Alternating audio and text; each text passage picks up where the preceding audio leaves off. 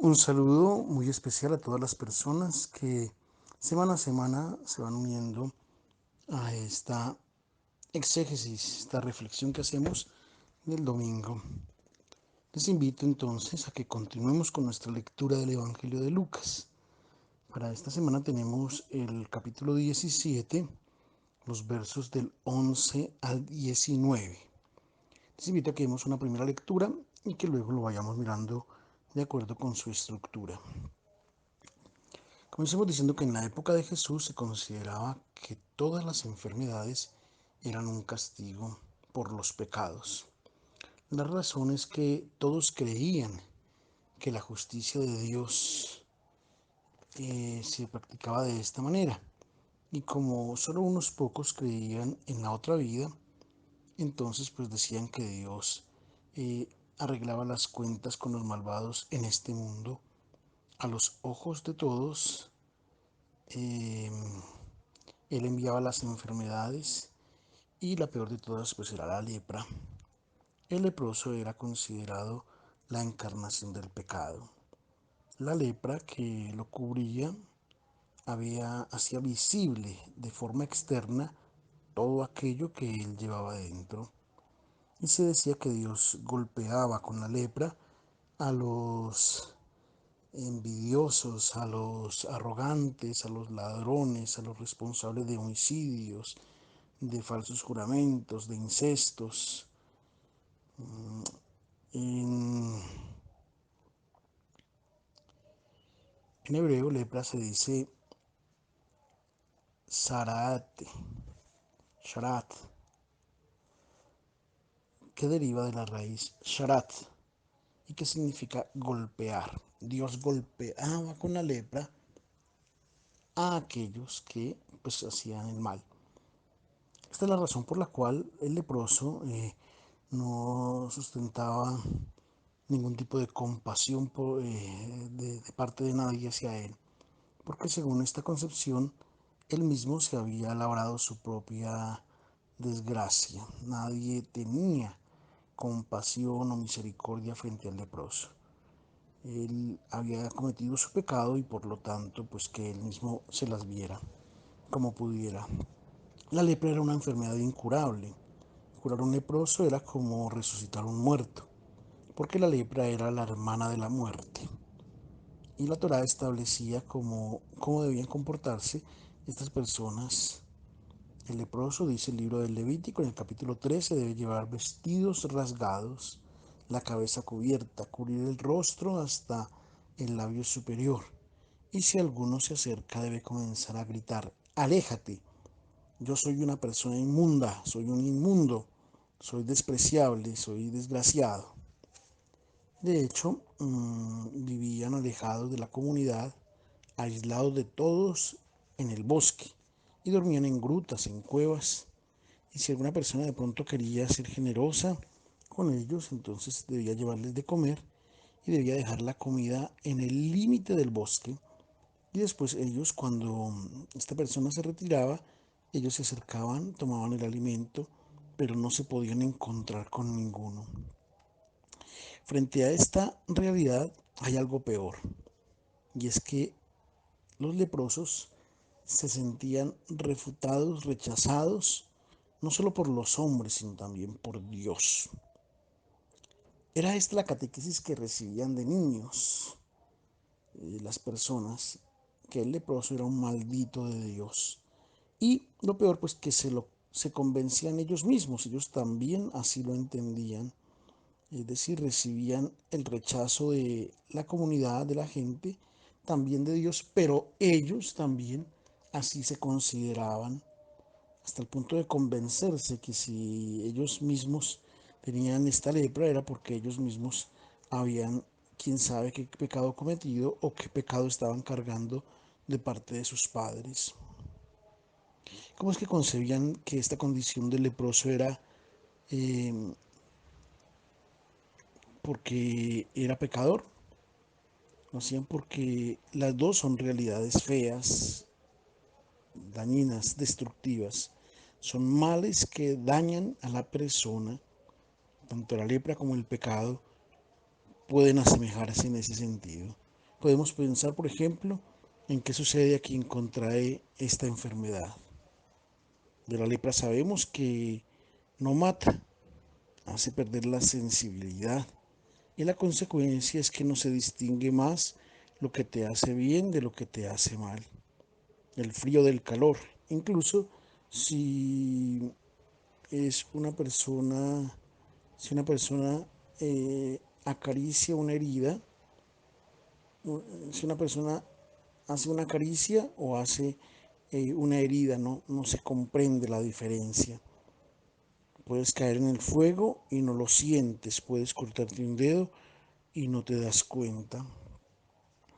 Es importante esto que una persona termina desfigurada, es por esto, por esta enfermedad.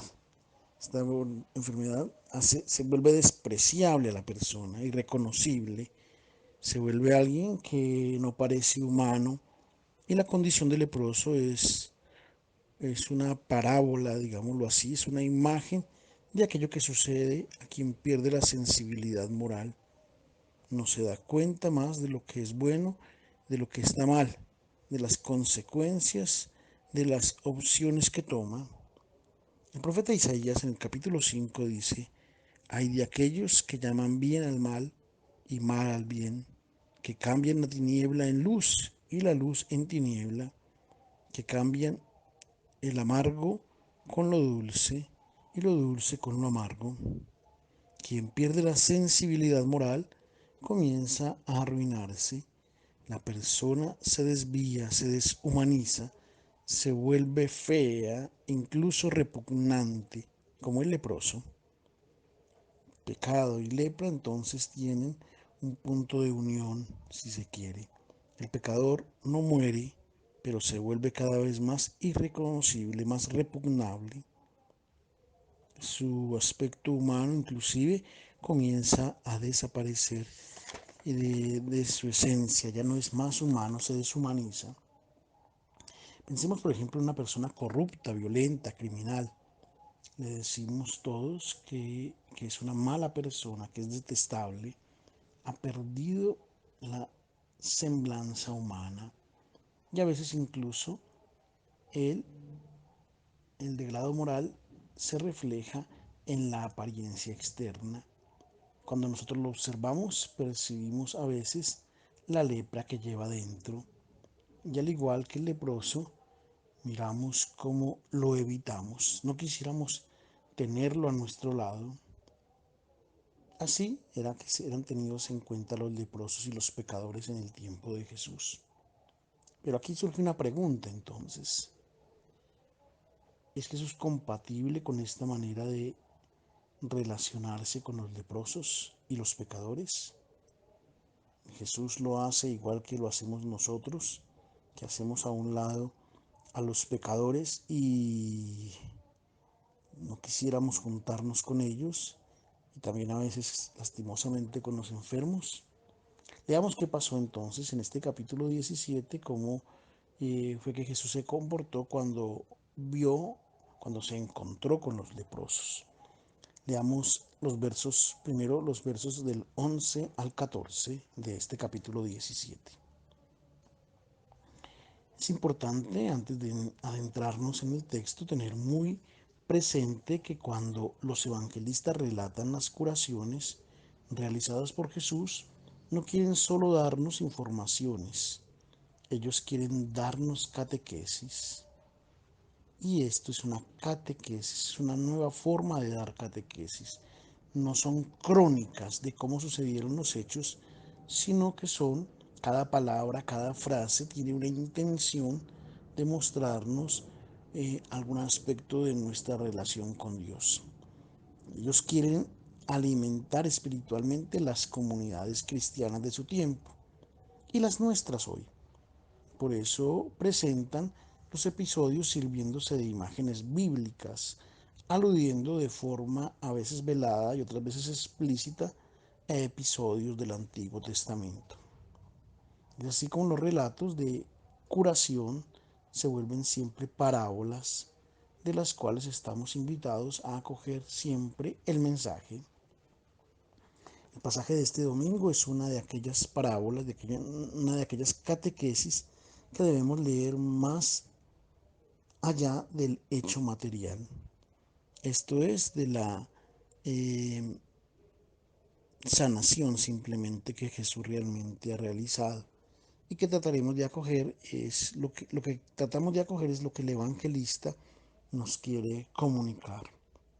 El relato comienza diciendo que Jesús ha entrado en una aldea y que de esta aldea han venido a su encuentro 10 leprosos. Como una crónica, este detalle no es verosímil, no puede ser verdadero. Los leprosos no podían estar en la aldea, debían estar fuera, aislados, alejados de todos. Pero como parábola, el detalle es muy importante y es claro. Jesús entra en esta aldea y le salen al encuentro solamente leprosos. Nadie más sale a su encuentro. Parecería una aldea habitada por leprosos.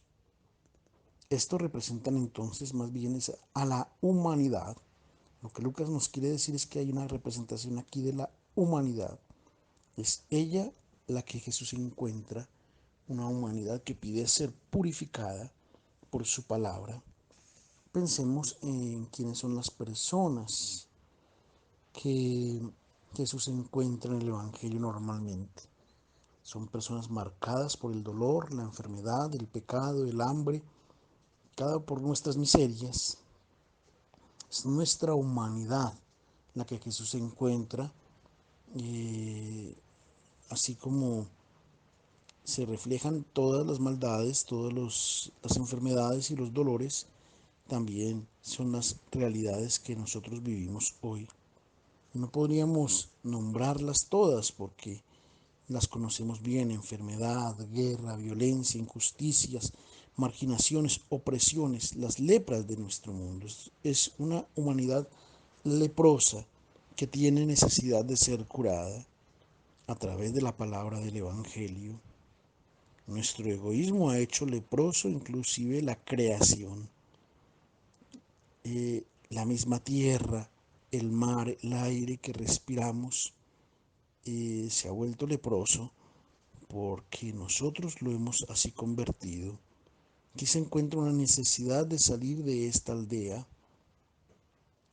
Otro punto es que en el Evangelio la aldea representa el mundo antiguo, aquel que está marcado por el pecado, el mundo del cual somos invitados a salir para encontrar el Evangelio que nos sana. Recordemos, por ejemplo, el gesto de Jesús cuando encuentra al sordomudo, que no lo cura allí mismo en la aldea, lo lleva fuera de la aldea. ¿Por cuál razón? Porque si él permanece en la aldea, entonces continuará escuchando todo lo que dicen los demás, la forma de juzgar, la forma de pensar y de valorar las cosas como lo hacen todos, que no es la forma de hablar del Evangelio, no es la forma de hablar de Jesucristo. Y Jesús quiere abrirte los oídos al nuevo mensaje, el mensaje del Evangelio, que no es el que circula en los medios de comunicación, no es el que todo el mundo dice. El Evangelio es algo diferente. También, incluso después de haber curado al ciego de Bethsaida, Jesús le recomienda no volver a entrar en la aldea, porque la aldea representa donde todos siguen los mismos criterios, donde todos tienen la misma forma de pensar, la misma norma moral. Y a Jesús, este, dice Jesús a este ciego: si tú vuelves a la aldea, vuelves a ver la realidad y la vida como la ven todos. Yo en cambio te he abierto los ojos para ver bien las cosas, para dar el justo valor a la vida. Volvamos a nuestro texto y notemos que no solo se trata de uno, sino de 10 leprosos que salen de esta aldea. El número 10 en la Sagrada Escritura tiene un valor simbólico, indica la totalidad. Es el número de adultos requeridos para que la asamblea en la sinagoga sea aprobada. El número 10 entonces es un nuevo reclamo también al simbolismo de toda la humanidad marcada por la lepra del pecado. Lucas quiere decirnos, somos todos leprosos, ninguno es puro, todos llevamos en nuestra piel los signos de la muerte que solamente la palabra del Señor puede sanar. Y la toma de conciencia de ser todos leprosos hace superar las discriminaciones. Nosotros leeremos más adelante en el relato que este grupo está compuesto de galileos y samaritanos, de los cuales, cuando se sienten puros, pues se desprecian recíprocamente. En varias veces en la Sagrada Escritura se habla de la diferencia y de la pelea que hay entre galileos, judíos y samaritanos. Se odian, se enfrentan, pero cuando en cambio se dan cuenta de ser todos leprosos, todos impuros, entonces se vuelven amigos, se hacen solidarios. Y luego, ¿qué sucede? Pues se detuvieron la distancia y comenzaron a gritar, Jesús, Maestro, ten piedad de nosotros. Debieron haber gritado, aléjate, porque somos inmundos, somos despreciables, somos leprosos, así como prescribe el libro del Levítico.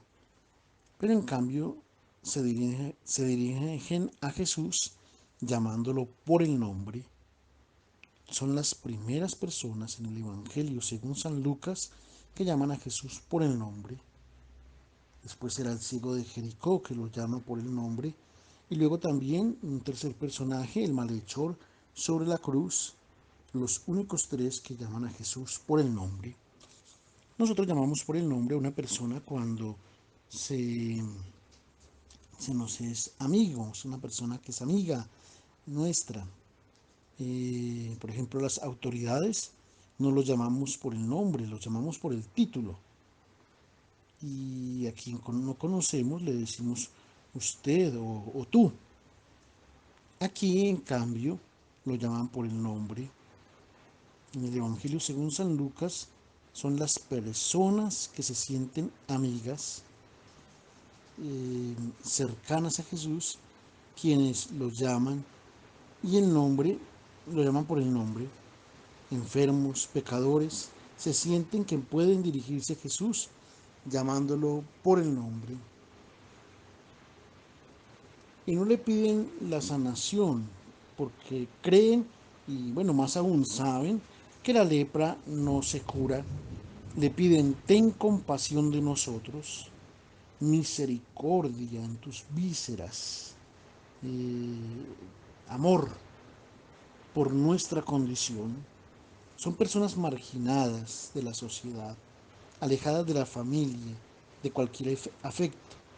Pensemos en el dolor que sienten porque no pueden recibir una caricia, un abrazo, un consuelo, un respaldo seguro, con el pensamiento de que ni siquiera Dios los quiere acariciar, ni siquiera Dios los quiere abrazar ni acoger. Apenas los ve Jesús, les dice, vayan y preséntense a los sacerdotes. Notemos que Jesús no se acerca, no los toca, los sana a distancia con su palabra. Su palabra a distancia cura las lepras de nuestra humanidad hoy. Y dice Jesús, vayan al encuentro, vayan y cumplan la ley. El encuentro con Jesús los haya purificado.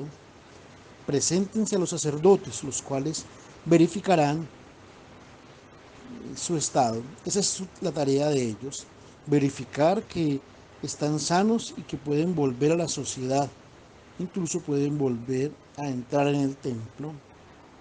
Continuamos entonces leyendo el relato como parábola.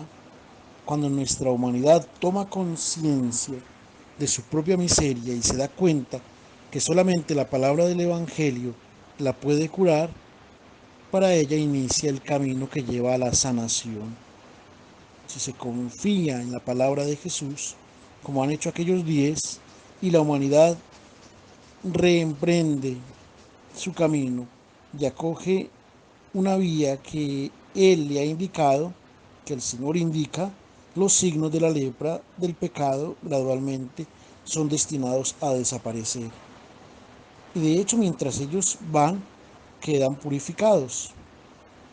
Cuando deciden salir de la aldea, su lepra comienza a desaparecer. Entonces, ese es el primer punto: salir de la aldea, salir de aquello que siempre ha sido como el lugar donde me acomodo, mi vida moral se acomoda, y luego saber escuchar la palabra del Señor. Desaparece entonces la lepra. Ellos abandonan el lugar donde la vida está guiada por el espíritu del maligno, que es que nos hace leprosos. Y este espíritu del maligno es el egoísmo, el pensar solo en sí mismos. eh, Esto es lo que nos llena de la lepra. Llegamos así entonces a la última parte del relato, aquella del regreso donde Jesús, de solamente uno. Veamos qué sucedió. Entonces son los versos 15 al 19. Este punto es un punto difícil del relato. ¿Cómo se explica la reacción chocada de Jesús, de extrañeza del Señor, de frente al hecho de que solo uno de los 10 ha regresado? Y él reclama: pero no han sido purificados los 10, los otros 9, ¿dónde están? Muchas veces hemos leído este texto y algunos atribuyen la amargura de Jesús, el regaño de Jesús o la incomprensión de Jesús a la falta de gratitud de los otros 9, y se hace girar este texto en torno a la gratuidad. Pero igual, una reacción de este tipo nos sorprende en Jesús, porque de todas formas no es agradable escuchar a una persona que se lamenta por no haber recibido las gracias. No ha enseñado el Señor Jesús que el amor es gratuito. Quien ama es feliz cuando ve a la persona beneficiada que es feliz. Que la mano derecha no sepa lo que hace tu izquierda. Haz el bien sin esperarte nada a cambio, ha dicho Jesús. Si queremos reconstruir el hecho con un mínimo de lógica, las cosas han sucedido así. Los otros 9 son los únicos que han obedecido verdaderamente a la orden dada por el Señor. Han ido donde los sacerdotes, estos los han verificado que han quedado puros, y luego han vuelto a sus familias, y después seguramente volvieron donde Jesús, con sus esposas, con sus hijos, para agradecerle. ¿Qué es lo que ha amargado el corazón de Jesús? No es el hecho que no hayan vuelto a agradecerle. Él no habla de agradecimiento. El texto no gira en torno al tema de la gratuidad, por lo menos de ser agradecidos por el bien que Dios nos hace. Esto tal vez lo hemos inventado nosotros. Si se lamenta el Señor que no se haya encontrado ninguno, que ninguno volviera atrás a dar gloria a Dios. Se entristece porque no se dieron cuenta de inmediato todos que a través de su palabra purificadora de la humanidad se había recibido la gloria de Dios. ¿Qué es la gloria de Dios? Pues tal vez nosotros pensamos que Dios manifiesta su gloria cuando actúa con fuerza al dividir al Mar Rojo en dos partes, y cuando aniquila a los enemigos, cuando hace milagros. Dios revela su gloria cuando logra mostrar la belleza de su rostro, que es amor, que es ternura por la humanidad. Y entonces Jesús se pregunta: pero ¿cómo es que solo un samaritano ha acogido esta gloria de Dios, y los otros que, cómo es que han sido capaces de no lograr darse cuenta de esta revelación? Se entristece porque el único sensible a la manifestación de la gloria de Dios haya sido un extranjero. En griego se dice alogenesi, que significa uno de otra raza. Debieron haberlo comprendido primero los judíos, porque habían sido educados en los profetas. Pero en cambio, ha llegado primero el extranjero, el herético, a acoger el amor de Dios por la humanidad que está leprosa. Tal vez quedamos atónitos por la insensibilidad espiritual de los otros, el no ser capaces de darse cuenta de la obra de Dios. Es lo que sucede con 9 de cada 10 personas. Solo uno es capaz de darse cuenta de las maravillas de Dios, de la bondad de Dios, del obrar de Dios milagros todos los días. Los otros 9 se quedan en la insensibilidad espiritual. El tema es la insensibilidad espiritual que, que tenemos para acoger la gloria, el amor de Dios. Eh, Tratemos también nosotros de hacer una constatación para saber que nuestra sensibilidad espiritual es superior a esta de estos 9 o es igual a la de estos 9. Pensemos si de verdad en nuestra vida ha sido importante o fundamental el Evangelio, si de verdad ocupa el primer lugar la palabra de Dios en nuestros criterios, en lo que hacemos y en lo que pensamos, y si de verdad nos ha purificado, se ha hecho nuestra vida bella, hermosa, ha sido verdaderamente hasta el día de hoy mi vida una vida especial, bella, no porque me la haya gozado, sino bella porque ha tenido sentido, porque la he vivido haciendo el bien, soy feliz con la existencia que tengo, con lo que he realizado, con lo que he hecho por hacer feliz al que tenía necesidad de mí. Si esto lo puedo decir en mi vida, si me he dado cuenta que ha sido la luz del Evangelio la que me ha guiado desde siempre a ser una persona bella, especial, llena de Dios.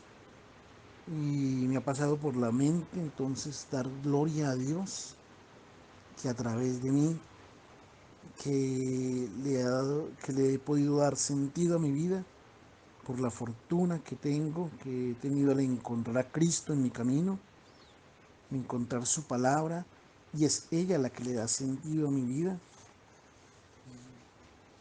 que he podido manifestarme bello, especial a los ojos de Dios.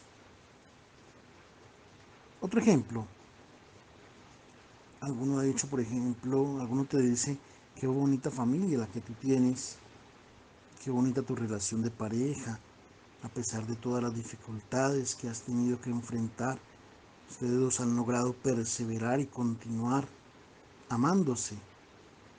Has dado gracias a Dios porque ha sido la palabra de Jesús, ha sido su evangelio, el que te ha mostrado el valor de la fidelidad conyugal, del amor incondicionado, del perdón, de la reconciliación.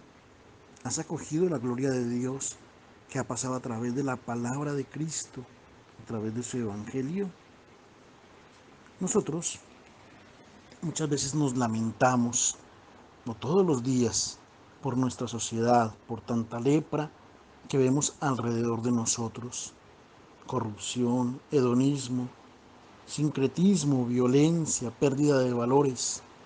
Y es innegable el mal que hay en el mundo, pero hay también una gran cantidad de bienes de parte de Dios y de amor de Dios en el mundo. Nos hemos dado cuenta de que tanto el evangelio ha cambiado el mundo. Hemos sido capaces de percibir la obra de Dios en el mundo, el obrar del Espíritu Santo en el mundo, y de cómo hoy la palabra de Cristo continúa transformando, creando un mundo nuevo, reclamando el valor de la vida, de la familia, de la justicia, del compartir los bienes, de la atención al pobre, nos damos cuenta de cómo la palabra de Dios transforma la vida del mundo. Hemos dado gloria a Dios por esto. Tal vez solo nos quedamos en criticar y en condenar. Es difícil percibir la obra de Dios, cómo Dios actúa en el mundo. Esto le pasó a estos 9 y nos pasa también a nosotros. Nos cuesta creer que Dios actúa y que la palabra de Dios purifica, limpia la lepra de la humanidad. Nosotros cristianos debemos ser los primeros en darnos cuenta que es el anuncio del Evangelio el que ha cambiado el corazón de tantos hombres y mujeres y que está cambiando al mundo y ha cambiado nuestro corazón y nuestra existencia y hace hermosa nuestra sociedad. No podemos vivir solamente en el condenar y criticar. El pecado es mucho y es mucha la maldad, pero el bien existe y nosotros sabemos que la palabra de Dios transforma el corazón, transforma la sociedad y estamos llamados a dar gloria por esto, gloria a Dios porque nos damos cuenta de esto. Hasta que no cantemos nuestra alabanza a Dios por estos dones, no habremos entendido entonces qué es la gloria de Dios y su amor. Jesús dice a este samaritano al final, levántate, tu fe te ha salvado. La fe es la adhesión que Él ha dado a aquella palabra que es capaz de purificarlo. En el Evangelio encontramos a menudo esta exclamación de Jesús, tu fe te ha salvado.